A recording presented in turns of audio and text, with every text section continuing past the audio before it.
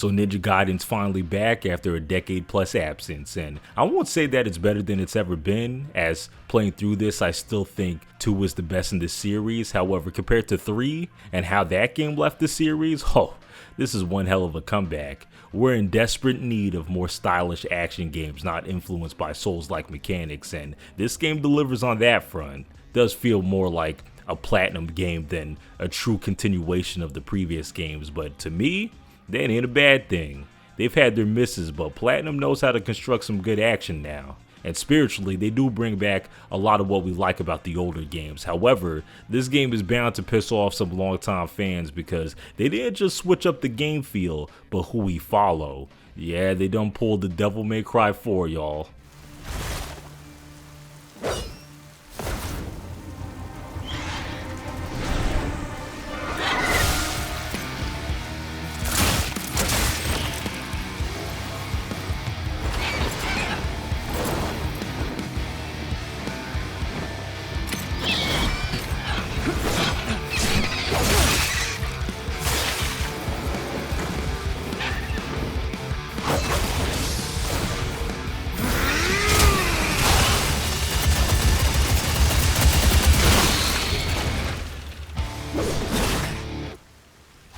So who knows how far into the future this game is from Ninja Gaiden 3, but things have gotten real high tech, and Tokyo has seen some better days, let me tell you. The reason it looks like this is because several years ago, some demon and this priestess named Sayori attempted to resurrect the evil entity known as the Dark Dragon. Ryu vanquished it, but its skeleton remained, and it started to rain down literal cursed rain all over the city, turning people into fiends and the city into a hellscape. Ryu stuck around, working with a group called the Divine Dragon Order to seal away its parts. This is where Yakumo comes in, a ninja of the Raven clan who's been sent into the city to assassinate the priestess. He reaches her, but she jovially convinces him that his mission is mute. She convinces him that killing her won't get rid of the Dark Dragon, and that the only real way to get rid of that thing is to break the seals and purify it. Yakumo decides to go along with it and frees the priestess, and for the rest of the game, they travel through a cursed Tokyo doing just that. Obviously, this conflicts with what Ryu and the Divine Dragon Order are trying to do, and it definitely results in some clashes later, but we'll get to that later. Sayori, what are you? Thank you, and the DDO, for keeping me safe, for everything. But there's just something I need to go take care of. So, no hard feelings.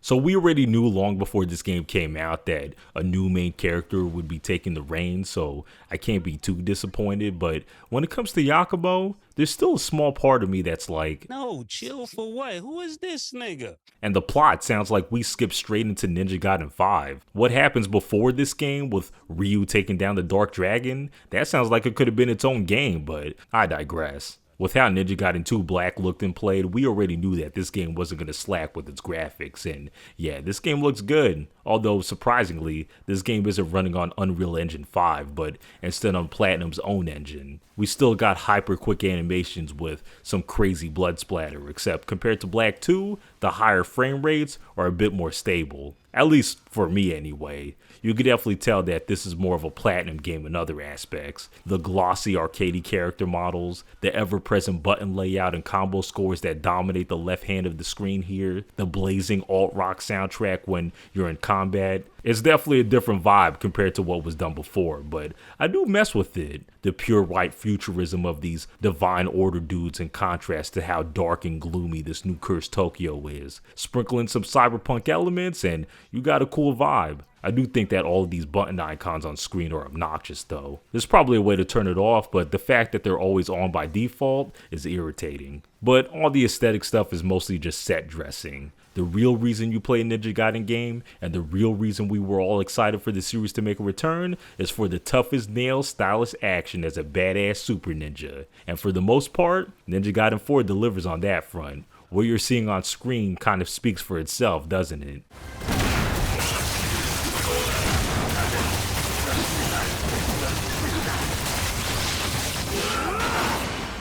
A lot about what we like about the combat in the previous games is back. Familiar badass combos like the Azuna drop, channeling essence for ultimate techniques, the obliteration system where you can finish guys off after dismembering them, aggressive ass enemies that require fast reactions, and a decent amount of weapons to fuck around with. Already sounds like this game takes more after Ninja Gaiden 2 than any of the others, and thank God for that. We're back to proactive chaotic massacres where you have the freedom to go buck wild on hordes, and it feels as badass as it looks. However, this isn't to say that this game is just like Ninja Gaiden 2 again in a new coat of paint. Hell nah. We got some new mechanics in this one that fleshes out the combat even more. The big one being the Blood Raven form. Yakumo transforms his weapons into more devastating blood weapons that do more damage. But more importantly, they're used to stagger enemies that are attempting a defensive action. It's kind of like Steel on Bone from the third game, except you're not getting an instant kill and it's used more offensively. Already like it more because of that. Flows with all of your other maneuvers seamlessly and not only rewards you for properly timed counters, but also slaughtering enemies since that's how you build up the blood gauge. Keeps the fights fast paced and exciting while introducing a new dimension of what is already a dynamic combat system, but it doesn't even stop there. Wouldn't be a platinum game without a slow-mo dodge, and yeah, it's here and it definitely gets some mileage. Along with that are other useful defensive options like the parry and the perfect block, which are vital in staggering enemies too. And just when you think that Yakumo's already a bit overtuned, there's a berserk state that you can tap into that allows you to do bloodbath kills where you chop through guys, killing them instantly. No doubt my favorite thing to pull off in this game. This shit is tough.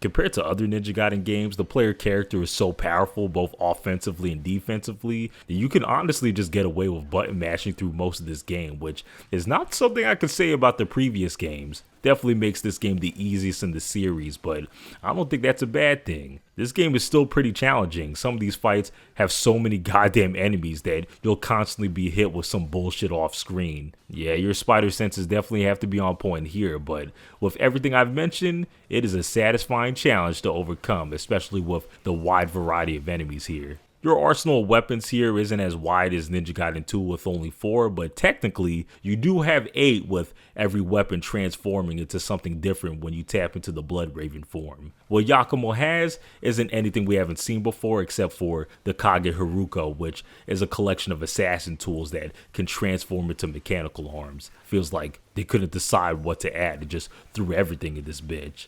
While I enjoy the combat and the game never got stale for me, there are 2 things that hold it back from being truly great and on the same level as Ninja Gaiden 2, and that's the high health of the enemies and the overtuned magnetism of your moves. On the first point, yeah, the time to kill is way too high. Like some of these dudes can survive a whole ultimate technique combo, which is just not right. Even the fodder enemies, you're unleashing whole 10-hit combos just to get through them, and it drags out fights unnaturally. Feels like there was supposed to be a simple weapon upgrade like what was seen in the previous games that got scrapped for whatever reason. And the magnetism, yeah, they could have chilled out a bit with that. It was something I already didn't like in Ninja Gaiden 3, and unfortunately it's back. Yeah, despite going against entire hordes and having all of these wide-reaching combos, the game snaps you into fighting guys one at a time. It's very awkward because your attacks can hit multiple enemies at once, but you're actively fighting with the game's targeting to make that happen. Crazy thing is that there's finally a lock-on now, which does help a little bit in targeting the enemies you want, but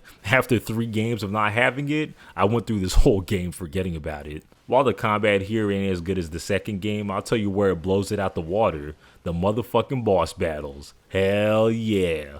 These are easily the best boss battles in the series. Not saying much, as this series has always been mediocre in that department, but still, we finally got a cavalcade of boss fights where all of them are pretty good. No cheap horse shit, just epic fast-paced clashes where you and the boss are going back and forth unleashing insane shonen anime attacks on each other. looks awesome and feels badass, especially when you're in the zone exercising all of the mechanics to lay down some serious punishment. It doesn't take too long playing this to see that this and the combat in general is where most of the effort went, because outside of that, there really isn't much else to this game. All the quick ninja movements are still here, like the wall running, but the game isn't too interested in you using those. Instead, in between combat, there's a lot of on-rail travel sections, literal rail grinding, gliding, and surfing, where it's mostly just avoiding getting hit by shit.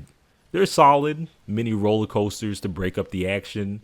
Not reinventing the wheel here, but they don't have to. Definitely prefer these than all of the QTEs in 3 and the bow and arrow segments in the games before that. And I do like that this new grappling hook is useful in combat too. Shit, the influence from the second game doesn't stop, because they even brought back the Test of Valor from that game. They're called purgatories here, but they more or less have the same function. Optional gauntlets where you need to survive a wave of enemies in one location. You're rewarded with ninja coins and experience points. The former used to buy things and unlock general moves, and the latter used to unlock weapon-specific moves. Why did we need two different currencies for these? Well, your guess is as good as mine. Ninja coins become pretty damn useless during the back half, and that's because by this point, you've already unlocked all the moves taught by this guy, and healing items are so cheap that you're not really stressing over them. Wish there was a way to convert them into experience points, because trying to get every weapon skill was a complete grind. By the end of the game, the only weapon I maxed out was the Take Minikata. I guess that's what all these side missions are for, but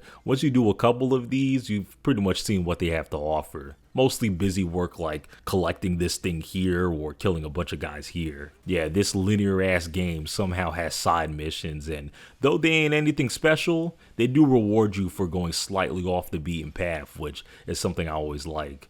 So I don't know if this is actually a spoiler or not, since this motherfucker is on the game cover, but yeah, Ryu is in the game and takes over in a series of flashback missions in the last fourth of the game. All the bosses and levels you went through as Yakumo, you're pretty much going through again as Ryu. Yeah, I told you this was Devil May Cry 4 all over again. Sounds like some lazy ass shit to pad out the game time, right?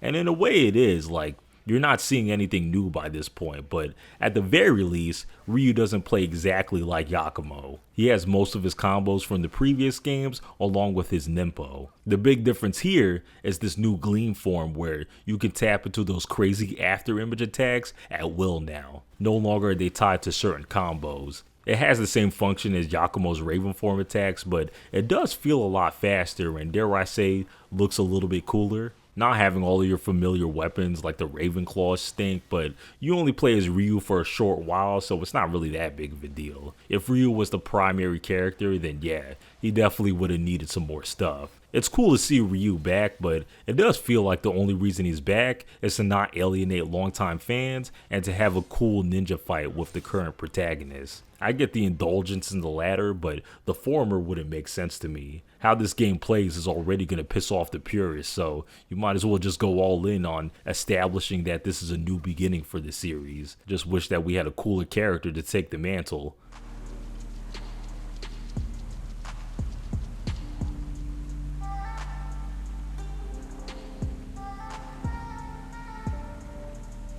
Nice night for a swim.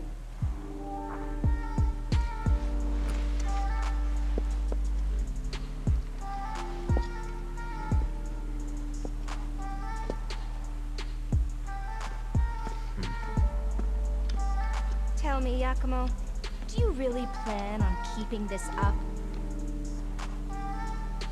Fuck off.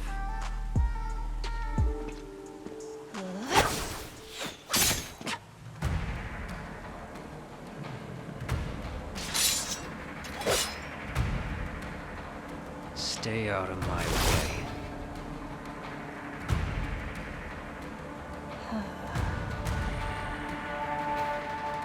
Yeah, I enjoy how this dude plays as a video game character, but as a character in the story, Yakumo sucks. Feels like I'm looking at a teenager's OC. Think of the most cringe anime edgelord, and that's this dude right here. Goes through the whole game with a pissy attitude, not caring about shit but completing the mission. Not inherently a bad thing, but he doesn't ever get off of it. No interesting character arcs, and no super cool moments outside of some beginning level fight scenes.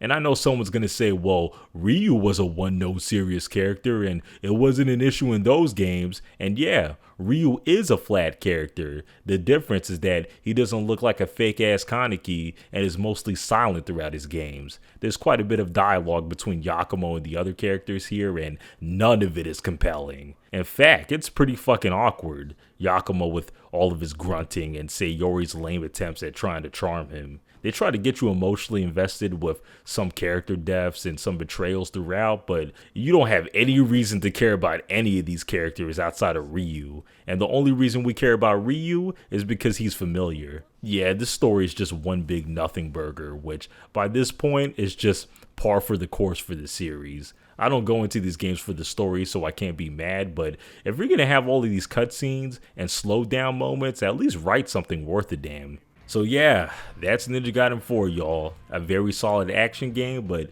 nothing to rush out and buy if I'm going to be honest. Satisfies that over-the-top hack and slash itch, but if you're looking for a more straight-up sequel to the original games, then this may not be for you.